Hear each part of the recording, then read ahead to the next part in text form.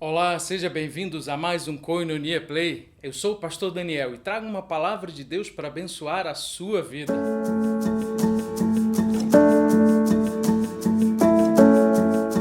Em todo esse mês de maio, nós estaremos falando sobre o início da igreja. Dessa forma, se você nos acompanhar nas nossas palavras de domingo ou aqui no Koinonia Play, estaremos fazendo estudos específicos sobre o livro de Atos, sobre o início da Igreja de Cristo, da onde viemos nós como igreja e para onde o Senhor nos envia. Então, se você puder me acompanhar na leitura, vamos começar em Atos no capítulo 1, a partir do versículo 3, que diz assim: Depois de ter aparecido Jesus, se apresentou vivo a seus discípulos com muitas provas incontestáveis, aparecendo-lhes durante 40 dias e falando das coisas relacionadas com o reino de Deus. E comendo com eles, deu-lhes essa ordem: Não se afastem de Jerusalém, mas esperem a promessa do Pai, a qual vocês já ouviram de mim. Porque João, na verdade, batizou com água, mas vocês serão batizados com o Espírito Santo dentro de poucos dias. Então, os que estavam reunidos com Jesus lhe perguntaram: Será que este é o tempo em que o Senhor irá restaurar o reino a Israel? Jesus respondeu: Não cabe a vocês conhecer o tempo ou as épocas que o Pai fixou pela sua própria autoridade. Mas vocês receberão poder ao descer sobre vós o Espírito Santo, e serão minhas testemunhas tanto em Jerusalém, como em toda a Judéia e Samaria, e até os confins da terra. Amém. Deus abençoe a sua palavra.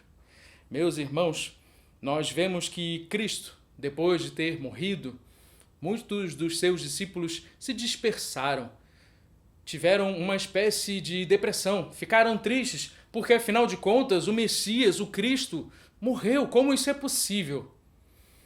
Então, quando Jesus reaparece ressuscitado a eles e durante 40 dias fala com eles sobre as coisas do reino, discerne, ensina a eles sobre o que já estava escrito na palavra de Deus a respeito do reino, que era necessário, que a justiça exigia que o Cristo morresse em lugar do homem para que esse tivesse o caminho para a salvação.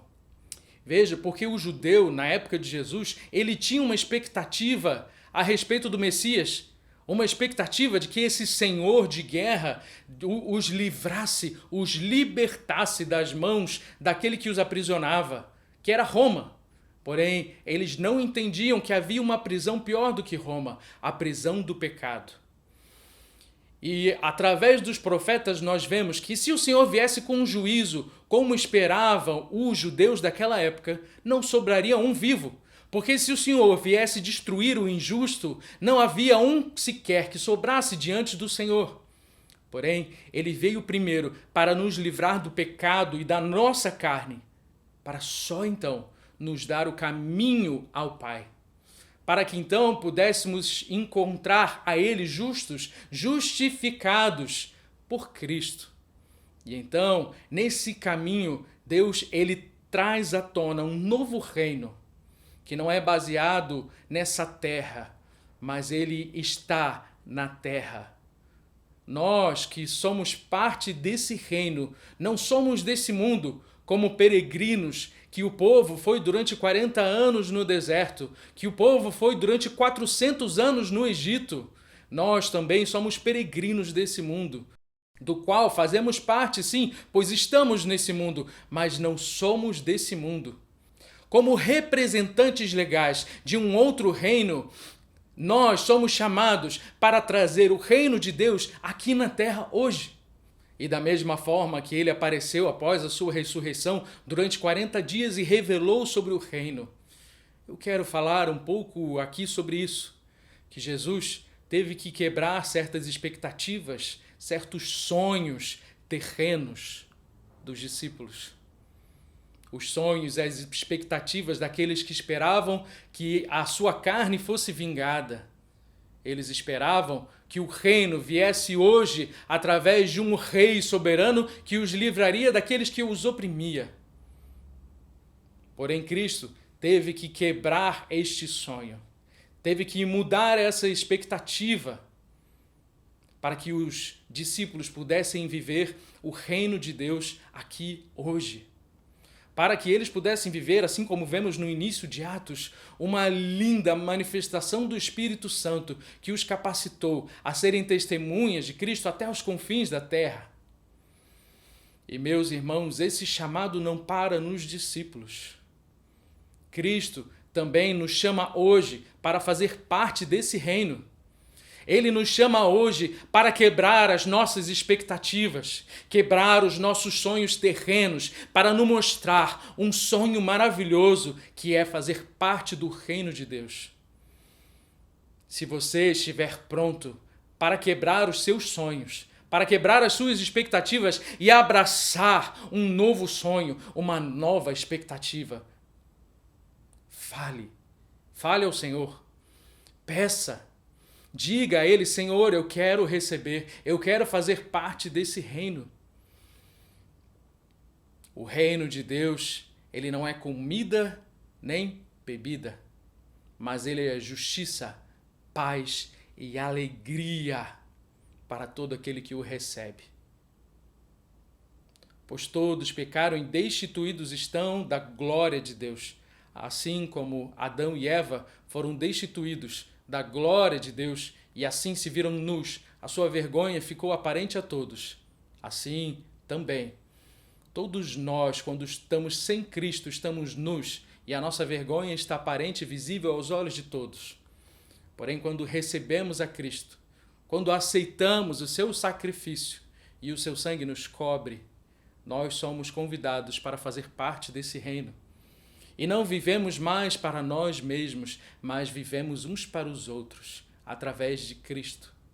E através do Espírito Santo somos capacitados para servir uns aos outros e servir ao reino de Deus. Então, se você está pronto, eu te convido para fazer como os discípulos.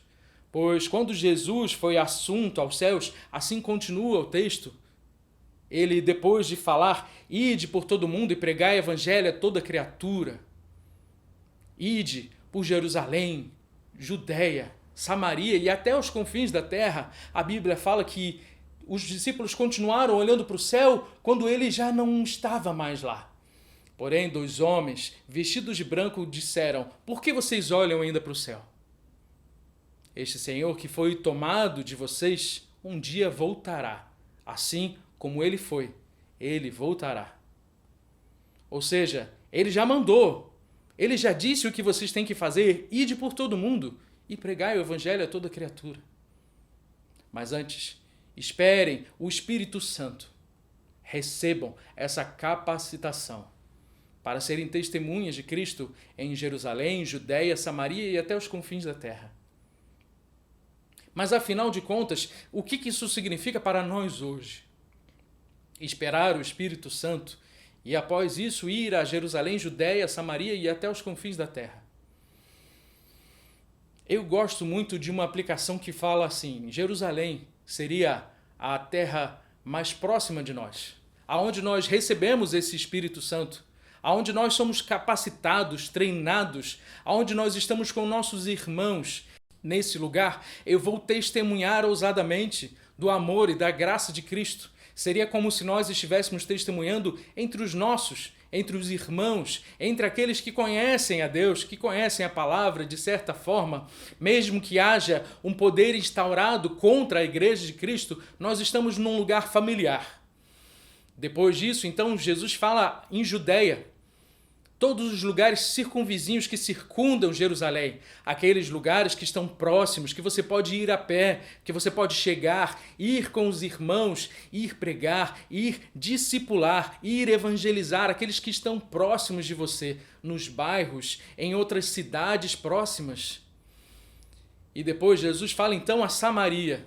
Samaria seriam aqueles que você não gosta ou que não gostam de você, pois os samaritanos e os judeus não se davam.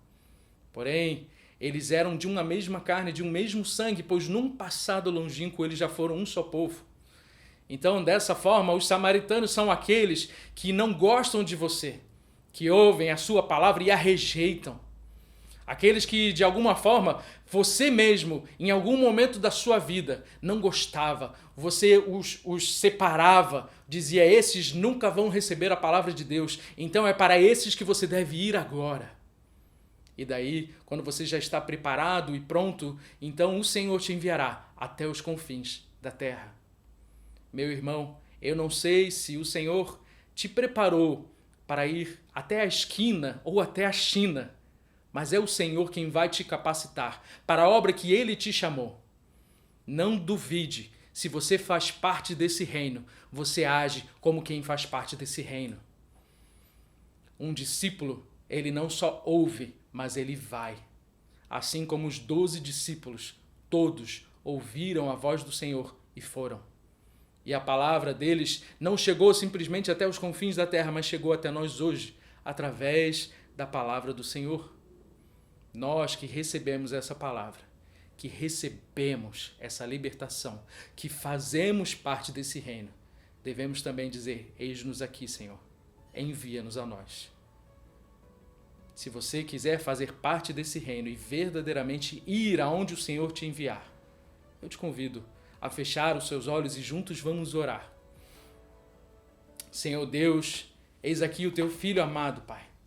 A tua filha que se dispõe nesse momento a ouvir a tua voz e ir aonde o Senhor quer enviar. Assim como nós lemos sobre o início da igreja, o Senhor mandou que os seus discípulos esperassem pela capacitação para que pudessem ir a Jerusalém, Judeia, Samaria e até os confins da terra. E da mesma forma, nós aqui hoje, nesse momento, te clamamos, Senhor, faz em nós a tua vontade. Mostra-nos aonde o Senhor quer nos levar, cumpre em nós o teu querer e capacita-nos, Senhor, para fazer a tua vontade.